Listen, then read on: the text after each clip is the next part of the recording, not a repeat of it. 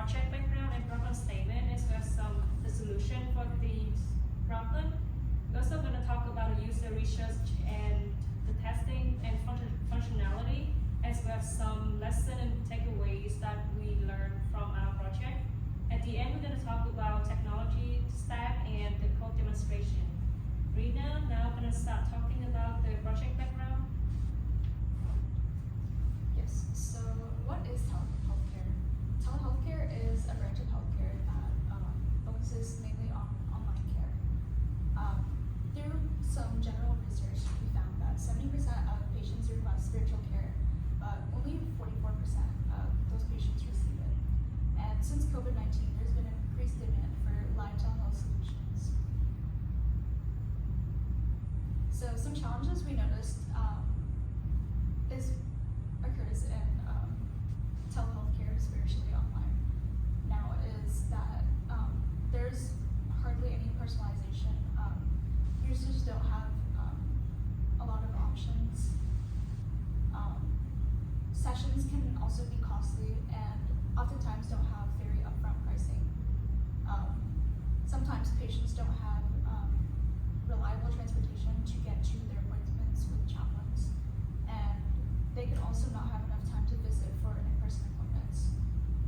Some existing solutions that we found on the internet are Theravibe, which finds a therapist for a patient based on specialty. But the problem with Theravibe for our specific goals is that it targets finding a therapist or a spiritual care provider based on whatever problem the user is facing, such as domestic violence, etc.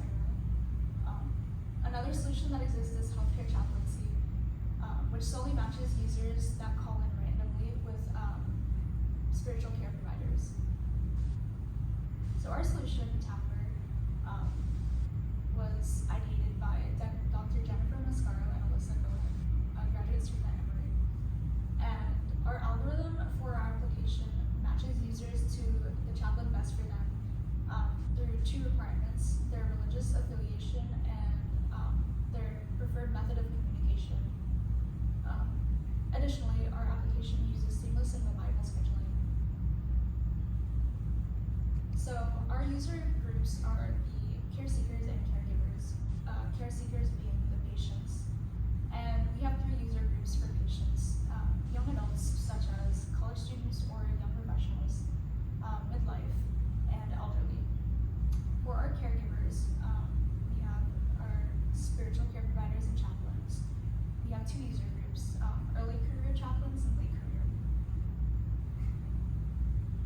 So for usability and functionality, we created a lo-fi prototype first to sketch out our ideas of how we wanted the application to look, and we used a Maze Hi-Fi prototype to test usability.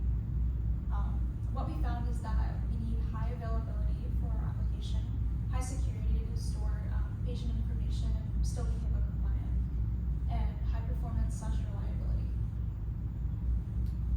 Thank you, Rina. Now we're going to start talking about the lesson that we learned from the project, as well as the tech stack and the demonstration. Yeah, so to start on the lessons and takeaways, we wanted to apply some of the ideas that we were taught in this course to the actual work that we've done with Tapfer so far. First off being communication skills. Professional communication, being clear and concise, is a crucial foundation for all team working in a corporate environment. And we utilized Outlook and Teams to communicate both internally within the team and externally with the client, in addition to Zoom, as that was the client's platform of choice. Utilizing these enterprise softwares allows us to gain more experience with them and better leverage our ability to communicate with one another. We then talked about ideation and discovery. Ideation and discovery is a pretty critical part of the application development cycle because it allows you to really, truly understand the root of the issue. Having any kind of misunderstanding leads to an application that doesn't solve the core issue and thus doesn't benefit the users, which is something we absolutely want to avoid. So we took to researching users for insights. We took questionnaire results and user profiles to compile a document for research that we could then reference when we were looking at who we were actually serving with the application we were building. We then took all these insights and then translated them into minimal marketable features that we could then implement inside our application. Moving into software planning and design, these insights turned into features now need to be actually designed into the software. So we took to prototyping to understand how users would actually interact with the application. Once we have a prototype made, we can send it out to get real user inputs to evaluate how good or bad or where the pain points are to enhance the user experience as a whole. We did this using Figma and Maze for the prototyping and testing respectively. Evaluating with real people is very important because real people are not machines. They make mistakes, they get lost, so having a prototype that alleviates most of these allows us to lay a framework for what the actual application will look like. It also allows us to draft our non-functional requirements, or NFRs, for development, as not properly evaluating an NFR when you start development can lead to a whole lot of rework that you'll have to do later on down the line. Moving into project management, we used Git, GitHub, and Jira to systematically break down and distribute work. And we focus on the clarity and maintainability of the code, as that is going to allow it to be much easier generally to read for anybody who joins the team to help on this initiative. And long term, it is going to be a lot easier to build new features and continue to innovate. Lastly, this entire process really allowed our team to smoothly integrate all the work we were doing together in a way that we weren't competing with one another, so with who would get what done first.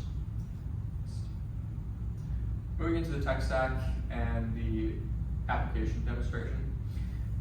For the tech stack, we chose React Native for the front end, as it allows us to deploy to multiple devices, whether that's Android, iOS, iPadOS, or the web. It's got an expansive ecosystem with a large developer community, meaning there's a lot of support online. There's a lot of pre-built packages that you can drag in to give you drag and drop component functionality. It's also got standardized UI components, so we get a pretty consistent look and feel across the application. Our backend, we chose Express.js. This allows us to create a RESTful API service that is very easy to maintain and very fast to build. The framework that Express gives us allows us to have a very high developer velocity and allows us to very clearly see what's going on, especially because the database will be handling sensitive information. It's important to see how all of that is working. Lastly is PostgreSQL. PostgreSQL is an open source relational database. It allows us to give structure to all our users and chaplains' data, account or otherwise. And it's also open source, which allows us to extend it and custom tailor it specifically to the needs of the application. In this case, security, we are able to really hone in on locking down specific parts of the application, specific tables, to only those who should have access to abide by HIPAA compliance. Next. Moving into the application demonstration, you can see on your left, my right, the application as the inputs are being put in. This is just a video demonstration that I did last night. Through inputting all of these fields, it collects this data asynchronously as you traverse through the application. Once you reach the final screen, it then compiles all of this information, sends it to the backend, which you can see kind of the logs right here of what it's sending over, and then inserts it into a database, which you can see right here, that Braden Dunaway and John Smith, the chaplain, have been fully entered. That sums up our presentation. Thank you for your time.